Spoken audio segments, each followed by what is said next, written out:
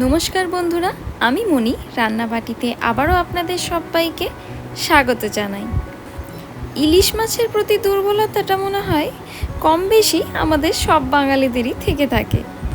তাই আজ নিয়ে চলে এসেছি আমি একটা খুবই সাধারণভাবে তৈরি অসাধারণ একটা রান্না, দই ইলিশ। চলুন তাহলে আর দেরি না করে ঝটফট রান্নাটা শুরু করে নিই। এই রান্নায় সবার প্রথমে আমি 4টে ইলিশ মাছ নিয়ে নিয়েছি। এবার মাছগুলোকে আমাদের ম্যারিনেট করে নিতে হবে। খুবই সিম্পল একটা ম্যারিনেশন। প্রথমেই মাছে দিয়ে দেব পরিমাণ মতো নুন,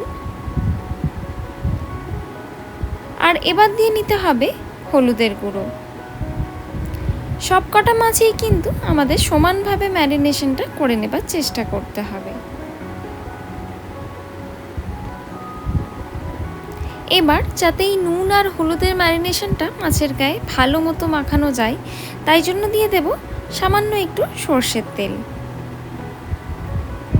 এভাবে যদি কাঁচা সর্ষের তেল ব্যবহার করা হয় মাছের ম্যারিনেশনে, তাহলে কিন্তু ম্যারিনেশনের মশলাটা মাছের গায়ে খুব ভালোভাবে লেগে থাকে।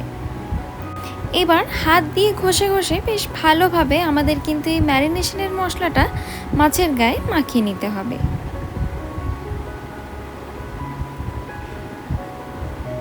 নিশ্চয়ই দেখতে পাচ্ছেন আমি কিন্তু উল্টে পাল্টে চারিদিক থেকেই মাছগুলোর গায়ে ম্যারিনেশনের মশলাটা ইভেনলি মাখিয়ে নেবার চেষ্টা করছি।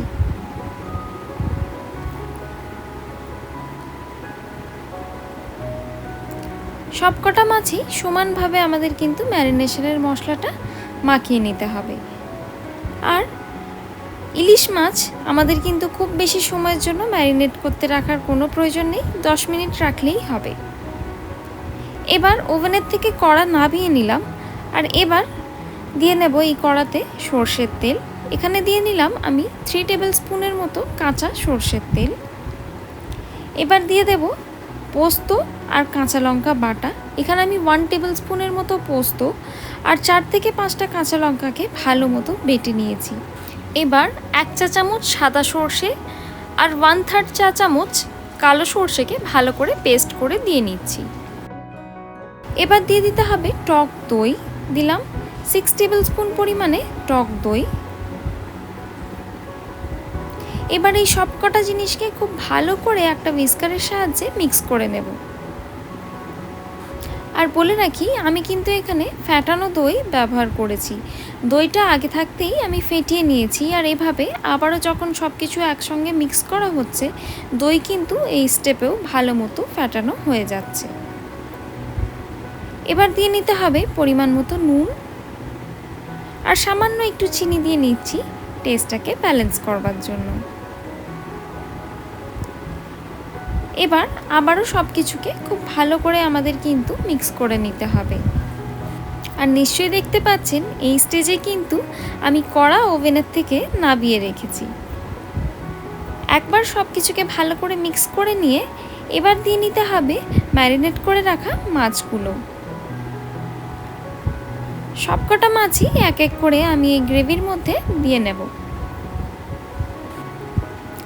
এভাবে একবার অবশ্যই আপনারা এই রেসিপিটা ট্রাই করবেন, খেতে কিন্তু দুর্দান্ত হয়।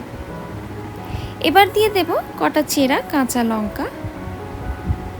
এই রান্না একটু ঝাল ঝাল ভালো লাগে, তাই জন্য আমি লঙ্কার পরিমাণটা একটু বেশি দিয়েছি, তবে আপনারা চাইলে এটা কমিয়েও নিতে পারেন। এবার মাছগুলোকে একটু উল্টে নেব। আমি এভাবে একটা চামচ আর কাঁটা চামচের সাহায্যে মাছগুলোকে উল্টে নিচ্ছি। যেহেতু মাছগুলো খুবই নরম থাকে, আমাদের একটু কেয়ারফুলি এগুলোকে হ্যান্ডেল করতে হবে। এবার এই সব কিছুকে নিয়ে রেখে দেব ওভেনে। আর ওভেনের হিট অন করে আমরা এটাকে একদম লো হিটে রান্না করব।